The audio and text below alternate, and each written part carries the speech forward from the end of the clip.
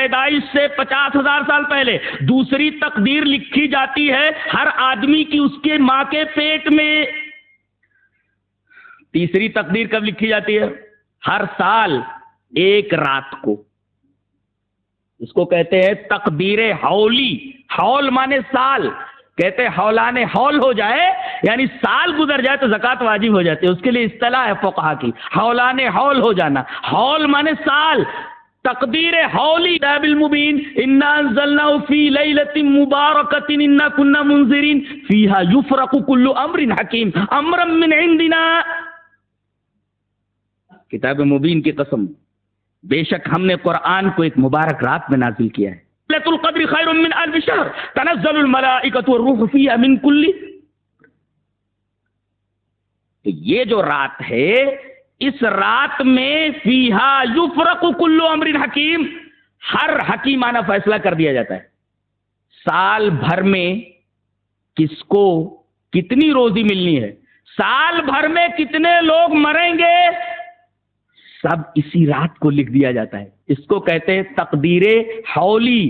سال بھر میں ایک رات لیلۃ القدر کے اندر یہ تقدیر لکھی جاتی ہے. یہ تقدیر کی تیسری قسم ہوئی. اور چوتھی قسم ہر روز لکھی جاتی ہے. اللہ نے سورہ رحمان کے اندر ارشاد فرمایا یسألہ من فی السماوات والارض کل یوم هو فی شان. ہر دن وہ ایک کام میں رہتا ہے، کسی کو عزت دیتا ہے، کسی کو ذلت دیتا ہے. اور اس دن اگر کسی کے حق میں فیصلہ کیا کہ 1 ہی روپیہ ملنا ہے تو اس کو 1 ہی روپیہ ملے گا، 1 سے زیادہ نہیں مل سکتا. تو یہ ہے تقدیر یومی. سال بھر میں جو تقدیر لکھی گئی لیلۃ القدر میں وہ تقدیر حولی، اور جو روز تقدیر لکھی جاتی ہے وہ تقدیر یومی. یہ 4 قسم کی تقدیریں ہیں، 4 مرتبہ لکھی جاتی اور ہر ایک دوسرے کی تفصیل ہے. ایک اجمال ہے، اس کے مقابلے میں دوسری تقدیر تفصیل کی حیثیت رکھتی.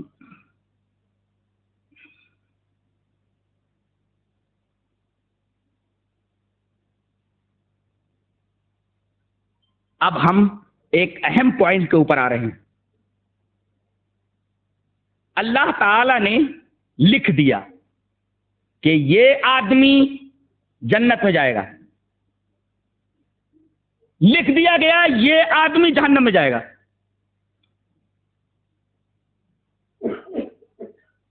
اللہ نے لکھ دیا کہ یہ آدمی جوانی کی دہلیز پر قدم رکھنے کے بعد سے مرتے وقت تک اتنے برے کام کرے گا. اب لکھ دیا گیا پہلے، اب لکھ دیا گیا تو اس کے خلاف تھوڑی ہوگا. اب بتائیے، اللہ نے لکھ دیا پہلے، اب بندہ اگر یہ کام کرتا ہے، خراب کام کرتا ہے، تو اس میں بندے کی کیا خطا ہے؟ یہ سوال ہے. علامہ متولی شعراوی نے ایک جملہ کہا ہے، بہت پیارا جملہ، وہ جملہ ریفر کر دیتا، نقل کر دیتا. کہتا ہے کہ اذا کان کل شیء مکتوبا ومقدرا فلماذا الحساب. جب ہر شے لکھی ہوئی ہے اور مقدر ہے تو حساب کا آئے گا. اذا کان کل شیء مکتوبا ومقدرا فلماذا الحساب.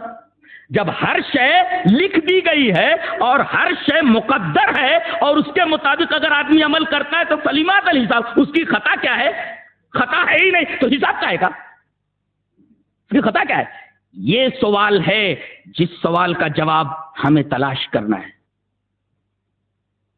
ایک بہت ہی اہم کوئسچن ارائز ہوا ہے، سالو کر رہے ہیں اس کو انشاءاللہ. پہلے ایک منطقی جملہ، اس کی وضاحت کر دوں.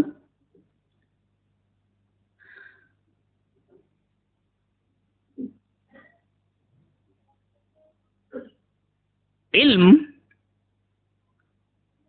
کیا سبب ہے وجود معلوم کا؟ کیا وجود معلوم سبب ہے تحقق علم کا؟ یہ منطقی جملہ ہے. اس اجمال کی تفصیل یہ ہے کہ ایک آدمی موٹر سائیکل اسٹارٹ کر کے جا رہا ہے اور میں اسے دیکھ رہا ہوں. دیکھنا علم ہے کہ نہیں ہے؟ علم ہے کہ نہیں؟ دیکھنا علم ہے.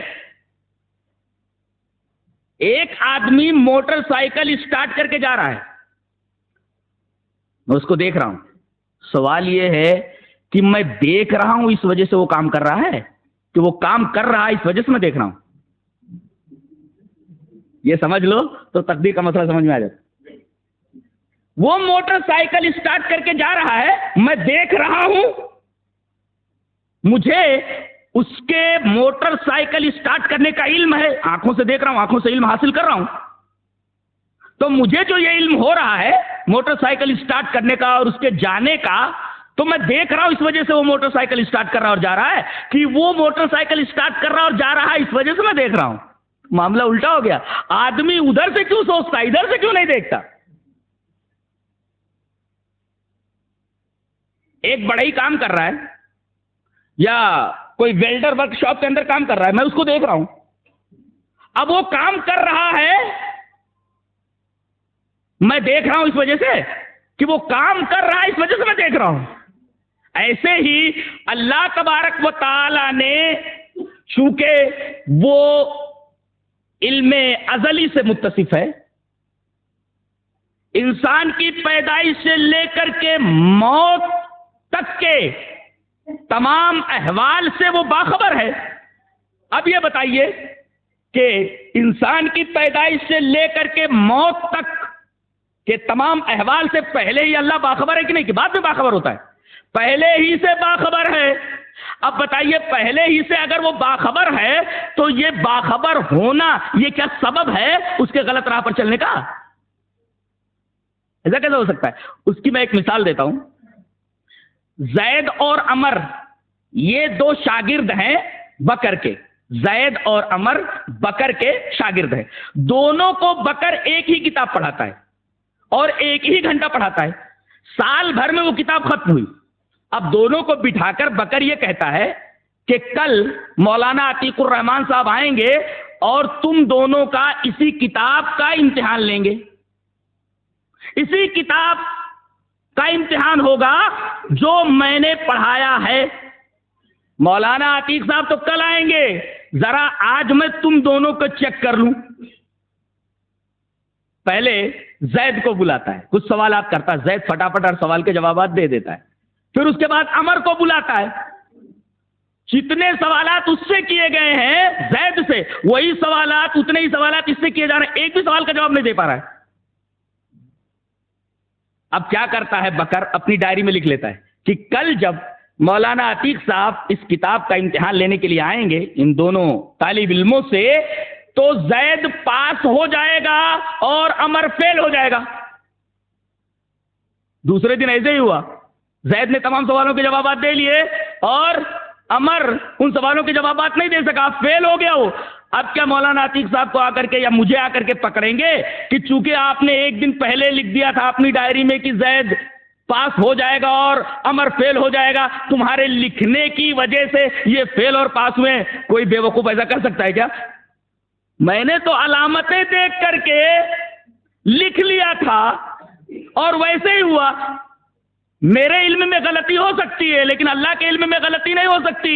لہذا اس نے پہلے سے جو لکھ رکھا ہے اس کے لکھنے کی وجہ سے کوئی آدمی نیک عمل والا اور برے عمل والا نہیں ہوتا. آدمی اپنے اختیار سے نیک عمل کرتا ہے اور آدمی اپنے اختیار سے برے عمل کرتا ہے.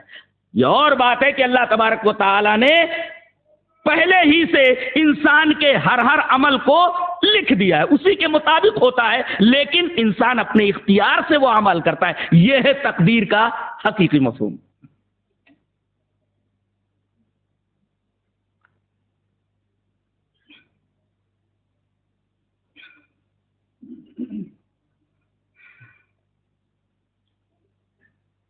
ایک سوال یہاں اور پیدا ہوتا ہے, وہ یہ ہے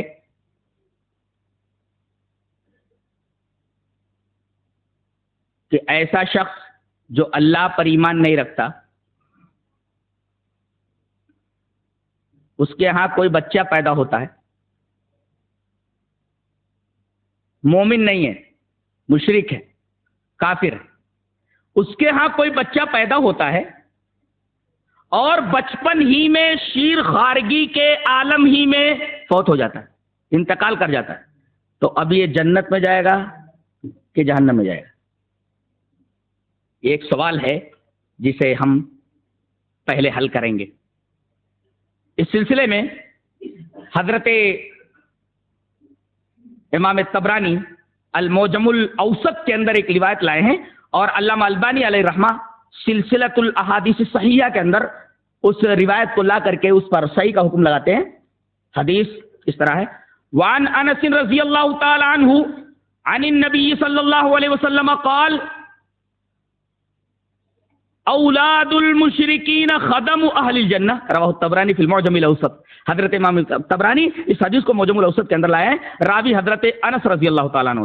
حضرت انس رضی اللہ تعالیٰ عنہ فرماتے ہیں کہ نبی کریم صلی اللہ علیہ وسلم نے ارشاد فرمایا کہ مشرکین کی اولاد یہ جنت والوں میں خدمت گزاری کا کام کریں گے، جنتیوں کے خدام ہوں گے، جنتیوں کی خدمت کریں گے، جنت کے اندر جائیں گے۔ اس سے ایک بات معلوم ہوئی کہ اللہ تبارک و تعالی جب تک کسی رسول کو بھیج کر اتمام حجت نہیں کرتا تب تک کسی کو عذاب نہیں دیتا، اس لیے کہ اللہ ظالم نہیں۔ اللہ نے فرمایا وَمَا كُنَّا مُعَذِّبِينَ حَتَّى نَبْعَثَ رَسُولًا، جب تک ہم کسی کے پاس رسول نہ بھیج دیں اس قوم کو ہم عذاب میں مبتلا نہیں کرتے۔ پہلے رسولوں کو بھیج کر اپنا پیغام پہنچ کر اتمام حجت کرواتا، نہیں مانتی قوم، اس کے بعد عذاب نازل کرتا ہے۔ لہذا یہ حدیث اس آیت کریمہ کی تفسیر ہے، اس آیت کریمہ کی شرح کرتی ہے۔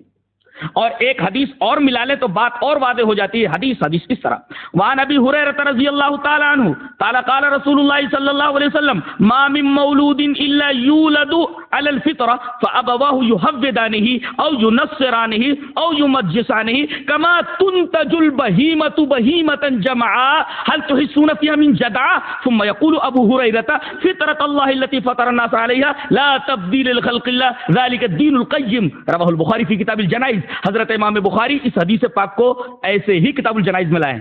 حضرت ابو ہریرہ فرماتے ہیں کہ رسول اللہ صلی اللہ علیہ وسلم نے ارشاد فرمایا جو بھی بچہ پیدا ہوتا ہے، چاہے مسلمان چاہے غیر مسلم کے ہاں، جو بھی بچہ پیدا ہوتا ہے وہ فطرت پر پیدا ہوتا ہے۔ بعض لوگوں نے فطرت کی تفسیر اسلام سے کی ہے، اسلام پر پیدا ہوتا ہے، اسلام کی فطرت پر پیدا ہوتا ہے۔ یہ اور بات ہے کہ ماحول اس کے اوپر اثر انداز ہوتا ہے۔ اگر اس کے ماں باپ یہودی ہے تو اسے یہودی بنا دیتے، نصرانی ہے تو نصرانی بنا دیتے، مجوسی ہے تو مجوسی بنا دیتے۔ جیسے تمثیل دی نبی کریم صلی اللہ علیہ وسلم، کتنی پیاری تمثیل ہے، جیسے کہ جانور پورے جسم کا پیدا ہوتا ہے، جمع مانے پورے جسم کا، بعد میں اس کے کان کاٹ دیے جاتے ہیں۔ حل تحسون فیہا من جدع، پیدا ہوتا ہے جب کسی جانور کا بچہ تو کان کٹا ہوتا ہے کیا؟ پورا پیدا ہوتا ہے، کان بعد میں کاٹا جاتا ہے۔ کتنی پیاری ہے۔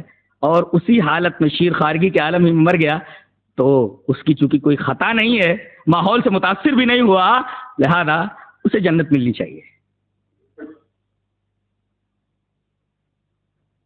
اب ایک اہم پوائنٹ کے اوپر آتے ہیں، کوئی آدمی تقدیر سے احتجاج کر سکتا ہے اپنے گناہوں کے لیے؟ اگر کوئی آدمی اس طرح کی حرکت کرتا ہے، شیطان ہے وہ۔ کیا ہوا تھا؟ اللہ تعالی نے جب شیطان کو راندے درگاہ کیا تو جانتے کیا بولا تھا وہ؟ سورہ اعراف کے اندر اللہ تبارک تعالی نے، اسی طرح سورہ ہجر کے اندر اس کے اس قول کو نقل فرمایا ہے، قال فبما اغویتنی لاقعدن لهم صراطک المستقیم، چونکہ تو نے مجھے گمراہ کیا، وہاں بے سبب کا ہے، پس قال اس نے کہا ف تو بے، اس سبب سے، اس وجہ سے کہ تو نے مجھے گمراہ کیا، وہ بے سبب کا ہے۔ اس کا مطلب یہ ہوا کہ اللہ نے جب یہ کہا کہ آدم کو سجدہ کرو اور اس نے سجدہ نہیں کیا تو اس نے اپنی اس نکمے پن کو، اس ناکارے پن کو، اس نافرمانی کو تقدیر کا لکھا سمجھا اور اس نے اپنے اس گناہ پر تقدیر سے احتجاج کیا۔ تو جو آدمی اپنے گناہ پر تقدیر سے احتجاج کرتا ہے وہ شیطان کی راہ پر چل رہا ہے۔ اب آدمی سے یہ کہا جائے کہ بھئی نماز کیوں نہیں پڑھتے ہو، تارک صلاۃ کیوں ہو، اب وہ یہ کہے کہ میں نماز اس وجہ سے نہیں پڑھتا ہوں، تارک صلاۃ اس وجہ سے ہوں کہ اللہ نے میری قسمت میں ایسے ہی لکھا ہوا ہے۔ ظاہر ہے کہ اپنی اس نافرمانی، اپنی اس غلط حرکت اور اپنے اس گناہ کے اوپر اس نے تقدیر سے احتجاج کیا، ظاہر ہے کہ یہی انداز احتجاج کا شیطان کا بھی تھا۔ اللہ نے کہا سجدہ کرنا ہی کیا، اور کہنے لگا کہ تو نے مجھے گمراہ کیا، تقدیر کے اوپر سارا معاملہ ڈال دیا۔ تو آدمی اپنے گناہ پر تقدیر سے احتجاج نہیں کر سکتا، اگر کرے تو وہ شیطان کے نقش قدم پر چل رہا ہے۔ لیکن ایک روایت بظاہر اس کے خلاف دکھتی ہے، آئیے اس روایت کو دیکھ لیتے اور اس کی توجیہ پیش کر دیتے، اس کا صحیح مفہوم بتا دیتے تاکہ الجھن نہ ہو۔ حدیث اس طرح، وان حمید بن عبد الرحمن ان ابا ہریرہ قال قال رسول اللہ صلی اللہ علیہ وسلم احتج آدم موسیٰ فقال له موسیٰ انت آدم الذي اخرجتك خطيئتك من الجنة فقال له آدم انت موسى الذي اصطفاك الله برسالاته وبكلامه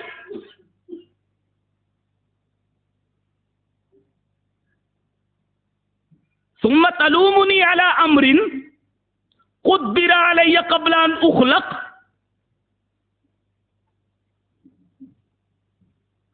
فقال رسول اللہ صلی اللہ علیہ وسلم فحج آدم موسیٰ مرتين رواہ البخاری فی کتاب حدیث الانبیاء۔ حضرت امام بخاری حدیث پاک کو کتاب الانبیاء کے اندر لائیں۔ حضرت حمید بن عبد الرحمن کہتے ہیں کہ ابو ہریرہ فرماتے ہیں کہ رسول اللہ صلی اللہ علیہ وسلم نے ارشاد فرمایا کہ موسیٰ میں، یہ برزخ کا معاملہ ہے جس کو بعض لوگ عالم مثال کہتے ہیں۔ عالم مثال کی اصطلاح تو قرآن و حدیث میں نہیں ملتی، برزخ کہہ لیجئے کہ موسیٰ اور آدم علیہ السلام دونوں میں مباحثہ ہو گیا، ڈیبیٹ ہو گیا۔ مباحثہ کیسا؟ حضرت موسیٰ نے آدم سے کہا آپ ہی وہ آدم ہیں جن کی ایک خطا کی وجہ سے پوری انسانیت ٹینشن میں ہے؟ آپ خطا کرتے نہیں، جنت سے آپ نکالے نہ جاتے، اور آپ کی یہ اولاد زمین پر آ کر کے دھکے نہ کھاتی پھرتی، دھکے نہ کھاتی پھرتی، جنت میں پیدا ہوتے، جنت کے اندر عیش کرتے پھرتے۔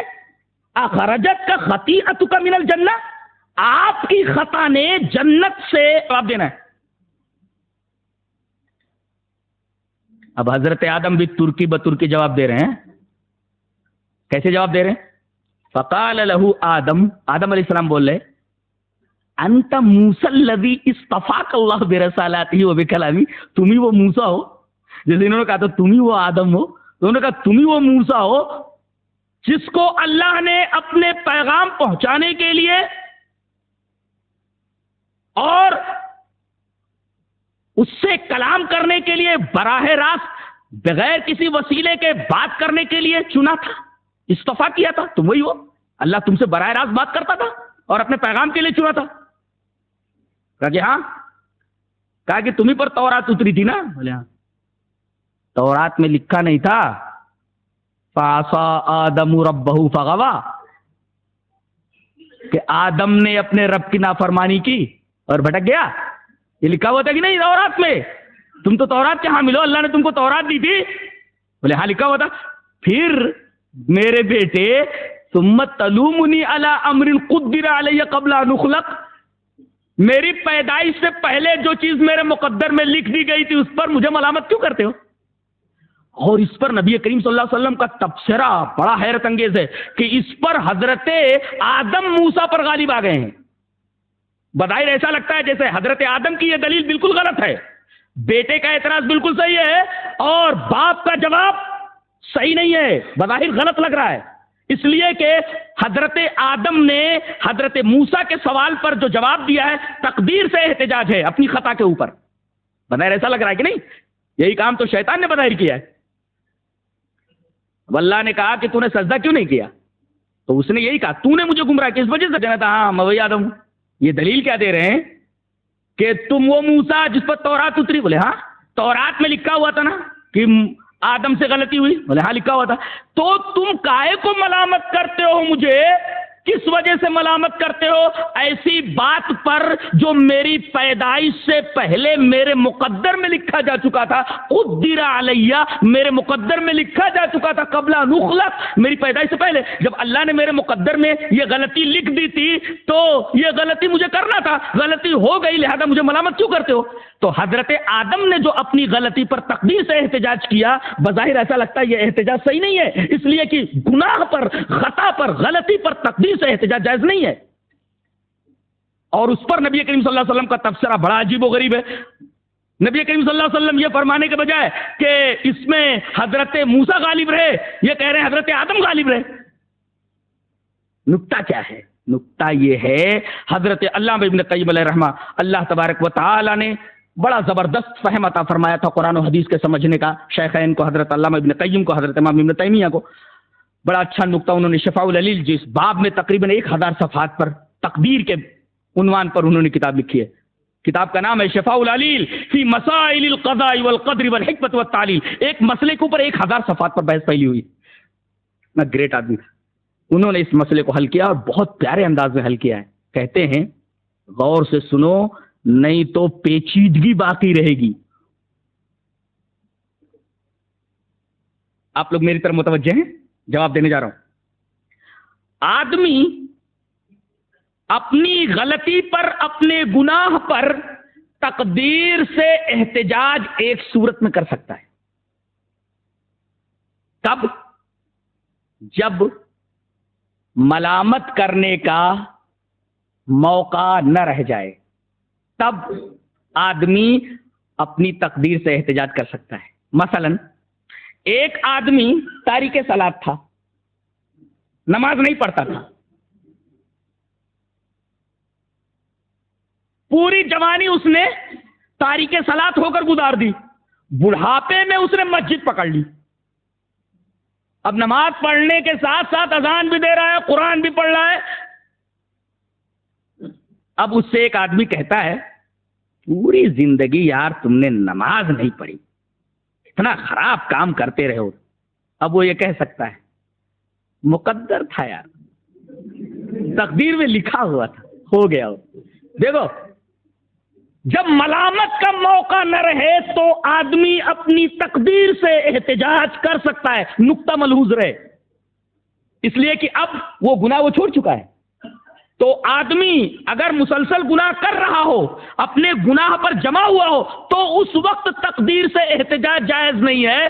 گناہ چھوڑ چکا ہو، ندامت اور پشیمانی کا اظہار